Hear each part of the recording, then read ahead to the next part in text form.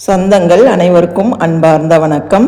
எல்லாரும் சந்தோஷமாகவும் ஆரோக்கியமாகவும் இருப்பீங்க அப்படிங்கிற நம்பிக்கையோட இந்த பதிவுக்குள்ளே போகலாம். நான் ரொம்ப சந்தோஷமாக இருக்கிறேன். இன்றைக்கி ஏப்ரல் 10, இன்றைக்கி வெள்ளிக்கிழமை பூஜை பண்ணதான் இந்த வீடியோ. நம்ம சேனலை முதல் முறையாக யாராவது பார்க்குறீங்க அப்படின்னா சப்ஸ்கிரைப் பண்ணி பெல் பட்டன் கிளிக் பண்ணி ஆல் ஆப்ஷன் கொடுத்துக்கோங்க. இப்போ வாங்க நம்ம வீடியோக்குள்ளே போகலாம்.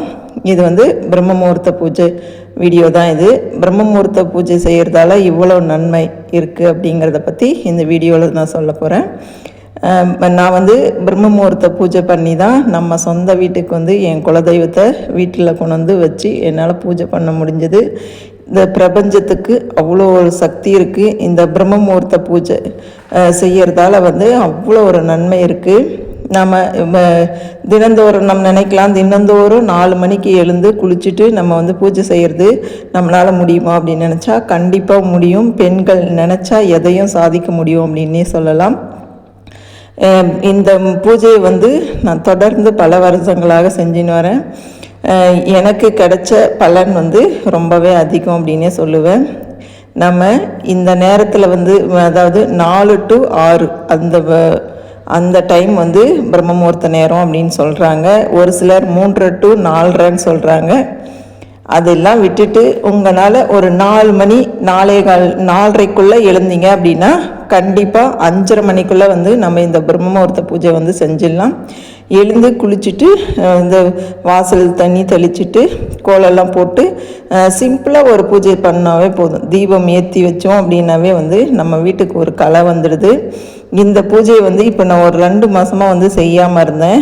எனக்கு மனசுக்கு திருப்தியாகவே இல்லை. என்னடா இது இப்போ சொந்த வீட்டில் நம்மளால் இந்த மாதிரி பூஜை செய்ய முடியலையே அப்படின்னு சொல்லிட்டு நான் கார்த்திகை மாதமும் மார்கழி மாதமும் தொடர்ந்து இந்த பிரம்ம முகூர்த்த பூஜை செஞ்சேன். ஏன்னா என் குலதெய்வம் என் வீட்டுக்கு வரணும் அப்படின்னு நினச்சி ஒவ்வொரு நாளும் நான் பூஜை பண்ணேன். என்னுடைய வேண்டுதல் நல்லபடியாக நிறைவேறினது. குலதெய்வ சாமியும் நம்ம வீட்டுக்கு வந்தது எனக்கு ரொம்பவே சந்தோஷம். அதுக்கப்புறமா என்னால் இந்த பிரம்ம முகூர்த்த பூஜை தொடர்ந்து செய்யவே முடியல. திரும்பவும் நான் ஸ்டார்ட் பண்ணிட்டேன். இந்த ஏப்ரல் 1ஆம் தேதியிலேருந்து இனிமேலும் நம்ம பிரம்ம முகூர்த்த பூஜை செய்யாமல் இருக்கக்கூடாது அப்படின்னு சொல்லிட்டு ஸ்டார்ட் பண்ணிட்டேன். இப்போ என் பிள்ளைங்களுக்கு ஸ்கூல் நடந்துட்டு தான் இருக்குது. அதாவது 20ஆம் தேதி வரைக்குமே அவங்களுக்கு ஸ்கூல் இருக்குது. இவ்வளோ நாள் ஆஃப் டே ஸ்கூல் மதியம் தான் போயிட்டு இருந்தாங்க. இந்த 6ஆம் தேதியிலேருந்து காலையிலே ஸ்கூலுக்கு போயிட்டுருக்காங்க. என்னோடய பெரிய பையன் இந்த வருஷம் 10th படிக்க போகிறான். அதனால் அவனுக்கு ரெகுலராக கிளாஸ் இருந்துட்டு தான் இருக்குது. அதனால் சரி இப்போ அவங்களுக்கு சமைச்சு கொடுக்கணும்.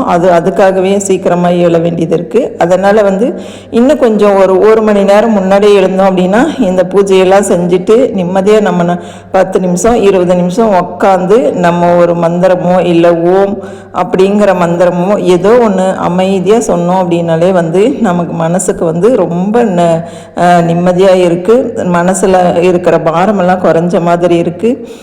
அதனால் நான் இந்த பிரம்ம முகூர்த்த பூஜை ஸ்டார்ட் பண்ணியாச்சு. பிரம்ம முகூர்த்த பூஜை அப்படின்னா நான் நிலைவாசப்படியில் இந்த பக்கம் அந்த பக்கம் 2 தீபம் வைக்கிறேன். சாமி படத்துக்கிட்ட 3 தீபம் ஏற்றுறேன். இப்படி தான் நான் இந்த பூஜையை செஞ்சிட்டு வரேன். 5 தீபம் ஏற்றி பூஜை பண்ணலை. இது மொத்தம் கனெக்ட் பண்ணாலே 5 தீபம் ஆகுது. நான் இப்படி தான் இந்த பூஜையை செஞ்சிட்ருக்கிறேன். எழுந்து 4 மணி இன்றைக்கி 4:30 மணிக்கு தான் எழுந்து குளிச்சுட்டு கதவெல்லாம் திறந்து பார்த்தோம் அப்படின்னால சந்திரசூடீஸ்வரர் கோபுரத்தை பார்த்து கும்பிட்டுட்டு அதுக்கப்புறம் நிலைவாசலில் மஞ்சள் தண்ணி தெளித்து கோலம் போட்டு நான் நிலைவாசப்படிக்கு மஞ்சள் தண்ணி தெளித்து கோலம் போட்டு தீபம் ஏற்றி வச்சுட்டு அதுக்கப்புறமா தான் போய் வெளியே வாசலில் கோலம் போட்டேன். என்ன கொஞ்சம் டைம் ஆகிடுச்சு. அதுக்கப்புறமா கோலம் போட்டு தான் வீட்டுக்குள்ளே பூஜை பண்ணேன். நம்ம தீபம் 5:30 மணிக்குள்ளே ஏற்றணும் அப்படின்னா குளிச்சுட்டு நம்ம தண்ணி எல்லாம் தெளிச்சுட்டு வாசலுக்கு தண்ணி தெளிச்சுட்டு தீபம் ஏற்றி வச்சுட்டு அப்புறம் கூட கோலம் போடலாம். அதனால் எந்த தவறும் கிடையாது. ஆனால் ரெகுலராக அந்த மாதிரி செய்யக்கூடாது. என்றைக்காவது ஒரு நாளைக்கு டைம் ஆகிடுச்சு அப்படின்னா மட்டும்தான் நான் அப்படி செய்வேன். இல்லைன்னா கோலம் போட்டு தான் நான் தீபம் ஏற்றி வழிபாடு செய்வேன். அந்த நேரத்தில் தேவாதி தேவர்கள் வந்து உலகத்துக்கு வந்து வருவாங்க அப்படிங்கிறது ஒரு ஐதீகம் இருக்குது. அது எதுவாக இருந்தால் நமக்கு என்ன, காலையில் 4 மணிக்கு எழுந்து ஃப்ரெஷ் ஆகிட்டோம் அப்படின்னாலே வந்து நம்ம வந்து எவ்வளவோ சாதிக்க வேண்டிய விஷயங்கள் வந்து எவ்வளவோ செய்யலாம். நமக்கு இந்த சுறுசுறுப்பு தன்மையும் நமக்கு வந்துடும். குளிச்சிட்டோம் அப்படின்னாலே வந்துடும்.